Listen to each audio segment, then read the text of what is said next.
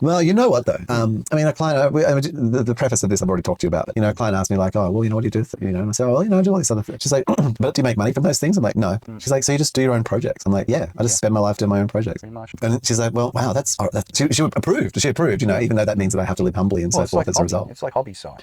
It is like hobby, but even more than that, like to me, it's not really hobby. That's like would be dismissive of my life. Like my life is kind of like it's hobby-like. It's not hobby. It appears to others as that. Like I work for.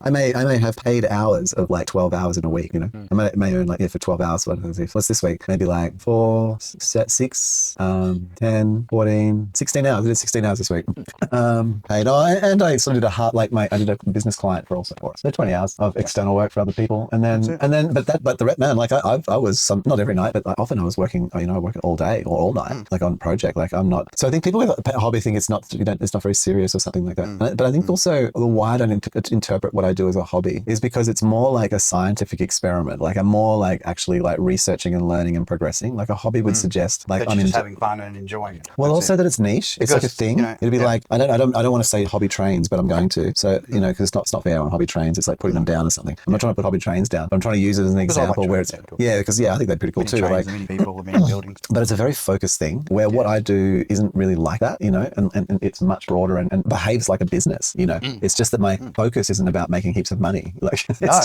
just perfecting the craft and the system. I get it. So that's why I don't really see it as a hobby. It's more like I'm at university constantly.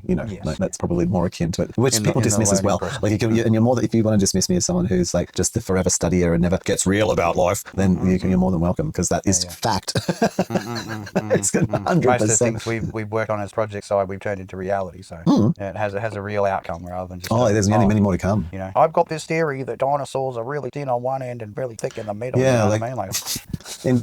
Look, a lot of my life is dedicated to not philosophizing necessarily, but visualizing and engineering reality, and not in a pompous way. There's a part of the gestalt and being part of the engine. Engineering your reality side. Engineering my own reality. It's going to be what it is as a combination of all the things, but your version is your version to customize as you wish. There's no you can't do this, you can't do that, unless it falls into that. Would you do it to yourself sort of moment? Exactly. It's super simple. Yeah, very simple.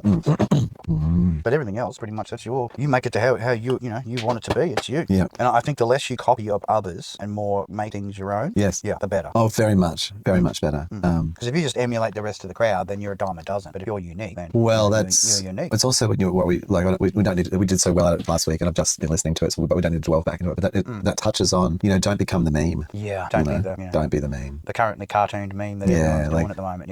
I mean, it's weird. fun and it looks cool, but it's just it's like okay, yep.